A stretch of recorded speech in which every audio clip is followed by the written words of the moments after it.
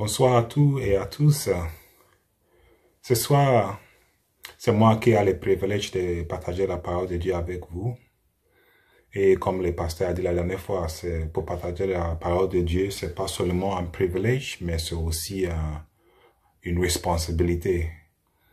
Et j'espère que ce soir, le Seigneur Dieu lui-même va parler à vos cœurs selon sa parole. Et j'espère aussi que ce sera une bénédiction pour nous tous, parce que voyons le temps dans lequel nous vivons. Vraiment, c'est la parole que nous avons besoin. Vous savez, à chaque fois que nous éloignons de la parole, nous commençons à avoir les enquêtes, nous commencons à perdre la confiance. Mais c'est pour ça que dans ces temps difficiles, il faut plus en plus s'approcher à la parole de Dieu, de le lire, de l'étudier et de l'écouter. Comme ça, il a toujours cette espérance, il a toujours cette foi qui est en nous. Donc, comme je disais la dernière fois, à chaque fois quand c'est mon temps de partager la parole, j'aimerais pour les jeudis que nous faisons dans notre étude, on prend un petit temps dans les psaumes. La dernière fois, on a vu les psaumes chapitre 2. Donc, ce soir, j'aimerais que nous regardions les psaumes chapitre 3. Et donc, dans les psaumes chapitre 3, cet message, je l'ai intitulé Prière de confiance. Prière de confiance. Et vous allez voir pourquoi j'appelle ça prière de confiance. Donc, d'abord, on va lire les versets. Et ils disent, Psaume chapitre 3, verset 1, c'est écrit bien, Psaume de David, à l'occasion de sa fuite devant Absalom, son fils. Ô Éternel, que mes ennemis sont nombreux. Quelle multitude s'élève contre moi. Combien qui se disent à mon sujet, plus de salut pour lui auprès de Dieu. Mais toi, ô Éternel, tu es mon bouclier.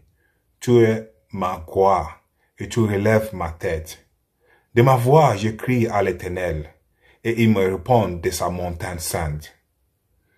Je me couche et je me dors.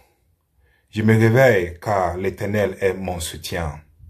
Je ne crains pas les myriades des peuples qui m'assiègent de toutes parts.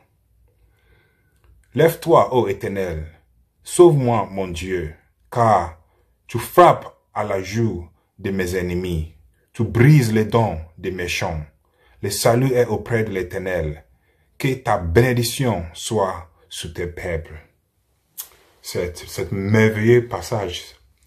Et comme on a lu à le commencement, c'est une somme de David.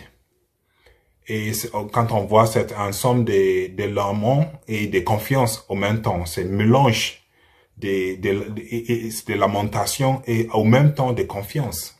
Et on va voir que c'est aussi une expression de louange, de la paix, et c'est une prière dans les temps de pression.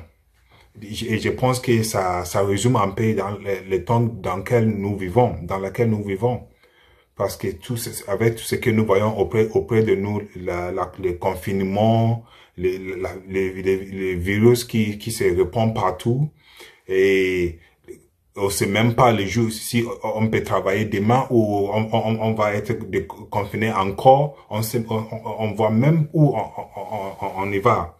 Mais, en même temps, la parole de Dieu nous donne cette paix, cette confiance. Et si on a ça dans nos cœurs, on peut librement louer le Seigneur et avoir la paix dans le cœur, même dans les pressions. Cette somme, c'est un des sommes, c'est les secrets théologiques de David. Parce que dans ça, il partage avec nous son secret. Comment, comme un enfant de Dieu, David, où se trouve la confiance, où se trouve la confiance de la vie de David. Il partage un peu ça avec nous. Et on va avoir de la assurance face à la diversité. L'assurance face à la diversité. Vraiment, parfois, on ne trouve pas le mot pour assurer quelqu'un qui est sous pression. On ne trouve pas le mot pour assurer quelqu'un qui est dépressé, qui est seul et qui passe dans les temps si difficiles. Mais la parole de Dieu a tout à nous dire. Et je pense que cette somme, c'est un bon somme pour commencer. Déjà, on peut diviser cette somme en 3 parties. La première partie, c'est la situation difficile de David. Et ça, c'est la partie des versets 1 à verset 3.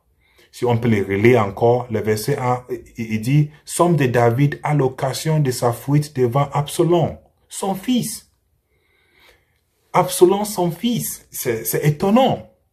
Oui, David était un guerrier. David a fait beaucoup de guerres. Il a battu beaucoup de peuples. Donc, c'est normal qu'il a un ennemi. Après ça, David a devenu un roi. Et quand on est roi, quand on est à la tête, c'est normal qu'on va avoir des ennemis. C'est normal. Quand on est devant, il y a souvent beaucoup de gens qui veulent être à la place qu'on est. Donc, on a des ennemis partout. Ça on peut dire peut-être c'est normal. Mais dans la situation devant nous aujourd'hui, il dit, à l'occasion de sa fuite devant Absalom, son fils. Son fils. Ça veut dire, il a des ennemis qu'il a battus. Il a des ennemis qui veulent changer sa place comme roi. Et il y a aussi des ennemis dans sa propre famille. C'est à cause de ça qu'on lit que David dit, « Ô Éternel, que mes ennemis sont nombreux. » Vraiment, les ennemis de David sont nombreux. Beaucoup, beaucoup, beaucoup. Et aujourd'hui, on peut aussi dire, « Ô Seigneur, que mes soucis sont nombreux. Que mes soucis sont beaucoup. Que mes soucis sont je peux même pas compter, Seigneur. » David est dans la même situation. Et donc, on voit le mot déjà, on voit dans les versets 1 à 3, on voit le mot numéro. Et il dit, quelle multitude s'élève contre moi. Et puis, le verset 3, il dit, combien qui disent à mon sujet. Dans ces 3 mots, on voit les sens des multitudes, des myriades, beaucoup de situations. Parfois, on se dit, ah oui, moi j'ai beaucoup, mes problèmes, mes soucis sont si nombreux, le Seigneur peut rien faire pour moi. Mais non, c'est pas vrai. Le Seigneur peut toujours faire quelque chose pour nous. Et aujourd'hui, on va voir, oui, le Seigneur peut faire quelque chose pour nous aussi. Donc, comme je disais, mon premier subtitre, c'est la situation difficile de David. Il est dans une situation très, très, très difficile. Ici, là, on parle de la persécution générale. Et quand on parle les fils de David qui le poursuit, on peut trouver cette histoire dans le livre de 2 Samuel. 2 Samuel chapitre 15. Et si on lit même les chapitres 15 à 18, toute l'histoire est bien précisée. Parce que son fils veut être le roi sans les bénédictions de son père. Il veut prendre la royauté par force. C'est comme un coup d'État. Et non, nous, on a l'habitude à des coups d'État. Mais c'est difficile à subir un coup d'État quand c'est son fils qui veut te tuer, qui veut prendre la place. Et dans cette situation, Absalom, il veut pas seulement prendre la royauté, mais il veut tuer son père. Donc, c'est vraiment difficile. Et maintenant, on a la confiance qu'on a à la maison. Mais quand on n'a pas confiance à la maison, si on doit fuir de la maison, mais ça devient vraiment, vraiment difficile. C'est pour ça qu'on voit que David est devant beaucoup de problèmes. Il a beaucoup de situations qui lui dérangent. Mais, dans toute cette situation, qu'est-ce que David dit? si on lit dans le livre des Romains, Romains chapitre 8, verset 31, on lit, que dirons donc à l'égard de ces choses? Si Dieu est pour nous, qui sera contre nous? Si Dieu est pour nous, qui sera contre nous? Est-ce que ce sera un virus, une pandémie, ou même notre famille, ma femme, mes enfants, le gouvernement, les maladies, la mort? Non. Rien peut nous prendre de la main de Dieu, parce que Dieu est pour nous. Il est pour nous. David, il prie à Dieu, même s'il a des multitudes de problèmes, même si son problème sont beaucoup, il a la confiance en Dieu. Parce que lui-même, il a écrit, il comprend que Dieu est plus grand que tous ses problèmes. Amen. Il comprend que Dieu est plus grand que tout ce qui peut passer dans sa vie. Donc, ici, comme on vient de lire, on dit, si Dieu est pour nous, même si mes soucis sont beaucoup, mais il faut que je me rappelle chaque fois, si celui qui est à mon côté est plus grand que tout ce qui est au monde. Amen. Donc, vraiment, soyons dans la paix. Soyons dans la confiance. Faire confiance en Dieu. Que c'est lui qui a promis. C'est lui qui a promis. Il va faire tout ce qu'il a promis. Donc, ça, c'est la première partie. On voit que les soucis sont beaucoup. Aujourd'hui, nos soucis sont beaucoup. On parle des pertes de travail, on parle des maladies, on parle des cancers, on parle des virus, on parle de ceux qui sont dans les temps si difficiles, isolés, ils ne peuvent pas voir même les familles. C'est des temps vraiment, vraiment difficiles et c'est des situations numéros. Mais si Dieu est pour nous, toute cette situation, ça peut nous rien faire. Amen.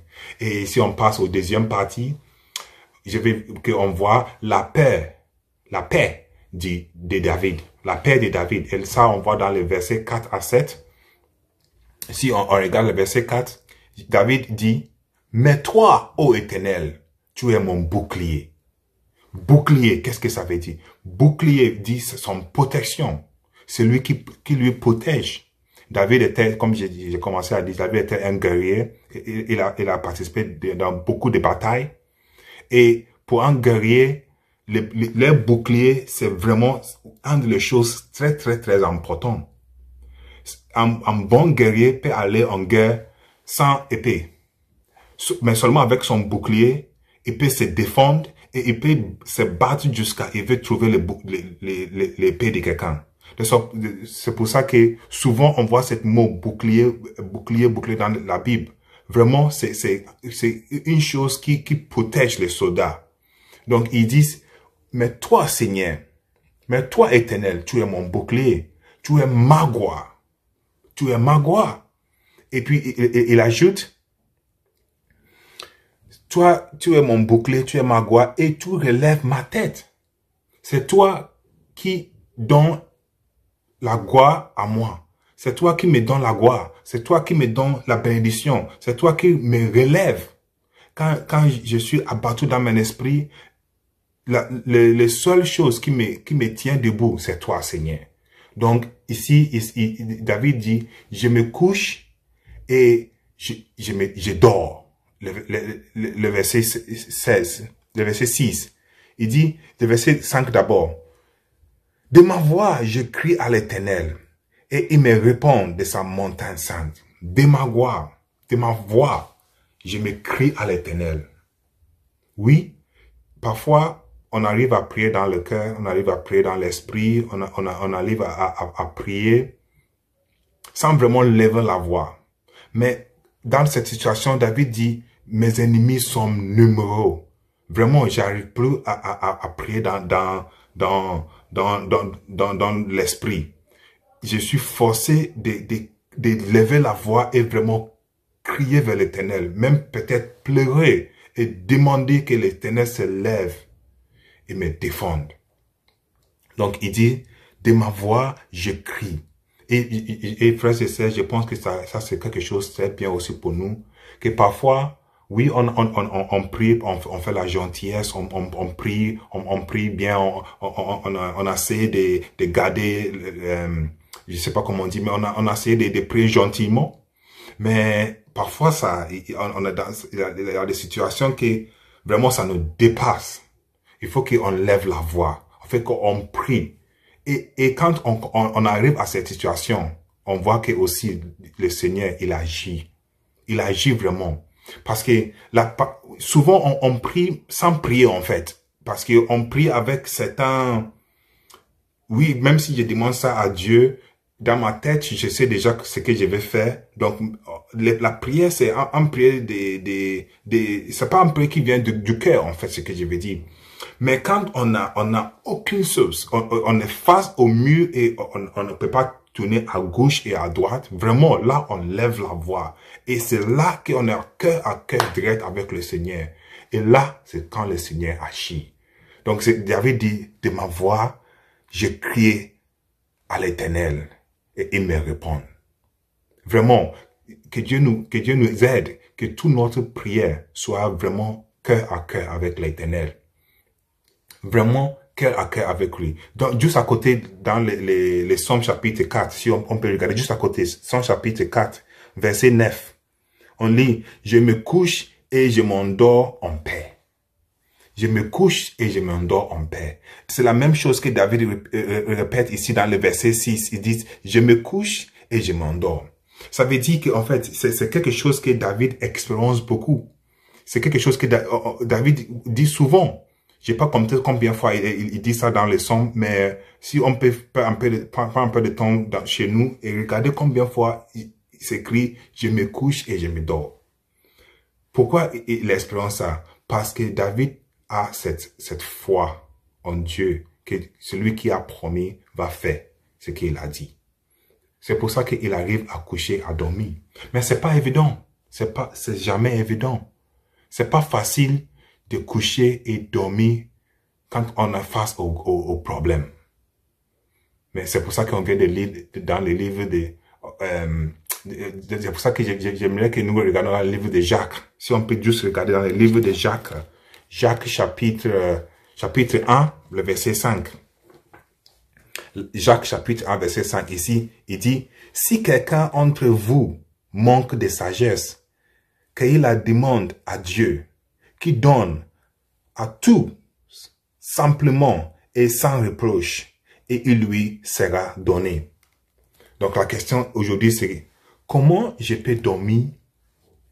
Comment je peux dormir face à mauvaises nouvelles? Comment je peux dormir face à quand j'ai beaucoup de soucis?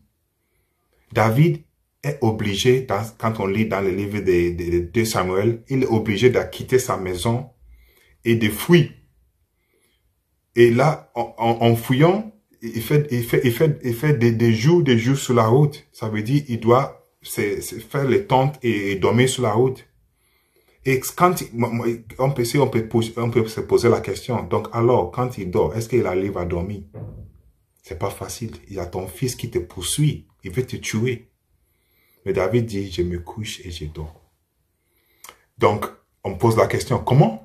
Et aujourd'hui, Jacques nous dit dans sa parole, Jacques dit, si on manque la sagesse. Oui, ici, il parle de sagesse. Mais aussi, ça parle de toutes choses. Comme Dieu a posé la question à Salomon. Demande-moi tout ce que tu veux. Et Salomon a demandé la sagesse. Mais donc, nous aussi, on peut dire, Seigneur, je suis devant de multitudes de problèmes. Et je te demande que tu me donnes la paix de dormir. Vraiment.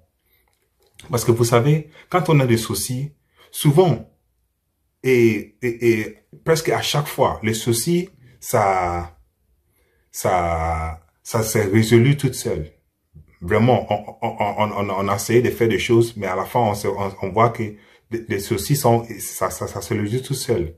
Mais, ce qui est difficile pour nous, c'est que on prend des temps sans dormir. On a des jours peut-être sans dormir. Et c'est ça qui nous met beaucoup de pression. Et c'est ça qui attire des autres maladies et tout. Donc, même si on arrive à bien dormir devant des soucis, peut-être le matin, on arrivera à bien réfléchir et savoir, l'Esprit de Dieu va nous guider à savoir ce que nous devons faire.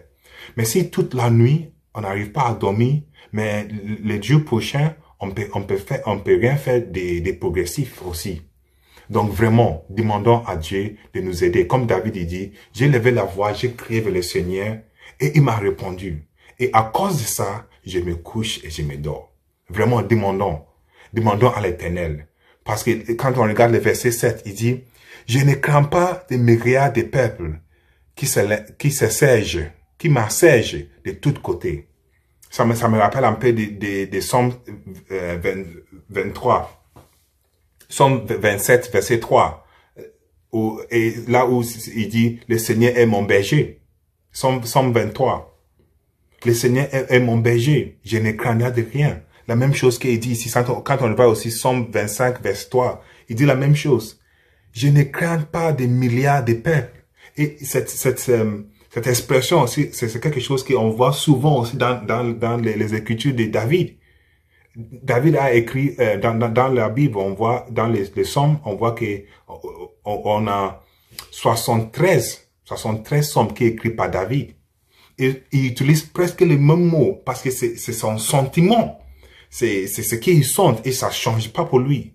Même s'il écrit sur les différents sujets, il est devant de différentes situations, toujours la réflexion de David c'est le même. Il dit souvent et il va répéter que je ne craindrai de rien. Donc, vraiment, l'Éternel est nous aussi nos bergers parce que nous avons donné nos vies à Jésus. Et par le sang de Jésus, nous sommes réconciliés. Nous sommes mis à la protection de Dieu. Vraiment, j'espère que nous tous, et tous ceux qui m'écoutent ce soir, nous avons vraiment donné notre vie à Jésus. Nous tenons le dos des péchés. Et comme ça, Dieu devient notre berger aussi. Et à cause de ça, on peut avoir l'espérance que nous n'allons pas faire de crainte de rien. La dernière partie que je voulais que nous regardons, c'est la prière de David. Donc, si vous vous souvenez, on a parlé de la situation difficile de David. Le deuxième, c'était la paix de David. Et le troisième sera la prière de David. Là, on voit ça dans les versets 8 et 9. Il dit, « Lève-toi, Éternel, sauve-moi, mon Dieu, car tu frappes à la joue de tous mes ennemis. Tu brises les dents des méchants. Le salut est auprès de l'Éternel. Que ta bénédiction soit sous ton peuple. » Amen. Moi, je disais Amen pour ça. Vraiment, ils disent, ça c'est la prière. C'est bien que ce soit, nous sommes dans le temps de prière et nous allons vraiment prier après cette parole. J'espère que cette mot, ou au moins l'Esprit de Dieu va mettre quelque chose dans ce chapitre pour qu'on peut prier dans ce sens. Parce que il commence avec « Lève-toi, Éternel. Lève-toi, Éternel. » Ça, c'est une cri de guerre pour que Dieu engage l'ennemi et défende ses soldats. Lève-toi, Éternel. C'est comme les enfants d'Israël sont en train d'aller dans la terre promise. À chaque fois qu'ils sont devant l'ennemi, ils appellent les hommes, ils font des groupes et ils vont ensemble pour combattre. Mais on sait que les enfants d'Israël ne battent pas sans consulter l'Éternel. Donc, quand ils face à l'ennemi, celui qui dirige la guerre, celui qui va crier, « Lève-toi, Éternel, sauve-moi, sauve ton peuple, lève-toi, Éternel. » Parce qu'ils savent que c'est pas par leur force, non? C'est l'Éternel qui va battre pour eux. D'ailleurs, c'est ça que devant Pharaon et ses soldats, l'Éternel a dit à Moïse, Exode 14, il dit, c'est seulement avec tes yeux que tu vas voir comment je vais combattre pour vous. Seulement avec tes yeux. Donc, après cet incident, après cet merveilleux miracle, à chaque fois que les enfants d'Israël sont devant des soucis, il dit, lève-toi éternel, sauve ton peuple. Donc, c'est la même chose que David il dit. Lève-toi éternel, sauve-nous. Lève-toi. Et c'est ça, je me dis, Seigneur, devant toute cette crise du monde, devant toute cette pandémie, devant tout ce qui se passe aujourd'hui, Seigneur, lève-toi et montre-toi à ce monde que tu as un Dieu, tu as un Dieu vrai et vivant. C'est ça ma prière depuis le commencement de cette virus. Je dis seulement, Seigneur, fais cette monde voir que toi, tu existes. Fais cette monde voir que tu es contrôle. Au-delà de tout ce que les êtres humains peuvent faire, c'est toi qui as le dernier mot. C'est pour ça que David dit, lève-toi. Lève-toi. Prends la guerre pour tes enfants, Seigneur. Et le verset, si on continue, le verset 9, il dit, le salut. Même avant, juste après le verset 10, le verset 8, il dit, tu brilles les dents des méchants. Il brille les dents des méchants. Pourquoi il dit dents? Vous savez, c'est une des choses très mal, c'est d'avoir mal aux dents. Ça fait très mal. Ça ne tue pas, mais ça fait très mal. Et si tu as mal aux dents, tu arrives à rien à faire. Mais ici, David dit, l'Éternel va briser les dents. Deuxième chose, là où ça fait très mal, c'est quand on te tape dans les dents. Quand quelque chose tape sur les dents, ben ça fait. Donc, David donne l'expression pour dire que comme dans le livre de Genèse, quand Dieu dit à Ève,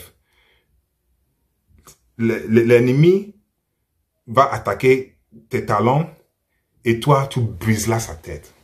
Là où ça fait mal, c'est là que l'Éternel, vraiment, il agit. Quand l'Éternel agit pour ses enfants, il agit de façon que ça devienne impeccable. C'est les piles sur les points. C'est ça que je vais dire. Donc, il dit, brise, tape-les là où ça fait très mal. Parce que c'est seulement l'Éternel qui peut faire ça. Nous, avec nos forces, on n'arrivera pas. On n'arrivera pas à attaquer les gens qui nous font mal. Mais c'est le Seigneur tout seul. Quand on lit les histoires, tout ce qui se passe dans le monde, on dit oui. Parfois, on lit, on dit oui. Ça, c'est seulement le Dieu qui peut faire ça. Donc, David dit, lève-toi éternel et tape-les là où ça fait mal. Et puis, il continue, le salut est auprès de l'Éternel. Le salut est auprès de l'Éternel. Et là, on parle de salut, c'est pas seulement le salut de la vie éternelle, mais aussi le salut temporal. Le salut des malades, le salut des dépressions, le salut des isolations, le salut des manquements des finances, de chercher du travail, tout ce que nous avons besoin. Autant qu'enfants de Dieu, tout se trouve dans l'Éternel. Vraiment. Donc, en espérant que nous tous, nous cherchons nos saluts. Quelle que soit la situation, cherchons le salut dans l'Éternel. La vie éternelle et la vie d'aujourd'hui, cherchons tout ce que nous avons besoin dans l'Éternel. Vraiment, c'est lui seul qui peut agir sur nos côtés. Et puis, il dit que ta bénédiction soit sur ton peuple. Que ta bénédiction. Quelle merveilleuse prière de David. Il prie que pas seulement que le Seigneur lui délivre de ses ennemis, mais aussi il demande que sa bénédiction soit sur tes peuple, parce que c'est là la bénédiction de Dieu. Et juste pour terminer, j'aimerais vous rappeler de ces 3 versets dans la Bible. Proverbe 3, verset 5, ils disent, confie-toi en l'Éternel de tout ton cœur et ne t'appuie pas sur ta sagesse. En Psaume 46, verset 11, on lit encore, arrêtez et sachez que je suis Dieu. Je domine sur les nations. Je domine sur la terre. Sur la terre, Dieu domine. Le dernier verset que je vais laisser sur votre cœur, c'est Romains chapitre 15, le verset 13. Il dit, que l'Éternel de l'espérance vous remplisse de toute joie et de toute paix dans la foi, pour que vous abondiez en espérance par la puissance du Saint-Esprit. Vraiment, prions dans ce sens. Que l'Éternel nous donne l'espérance, nous remplit nos cœurs avec la joie et la paix. Pour que vous nous abondissiez en espérance. Vraiment, ce qu'on a besoin, c'est l'espérance. Que l'Éternel met l'espérance dans vos cœurs ce soir. Prions dans ce sens. Amen.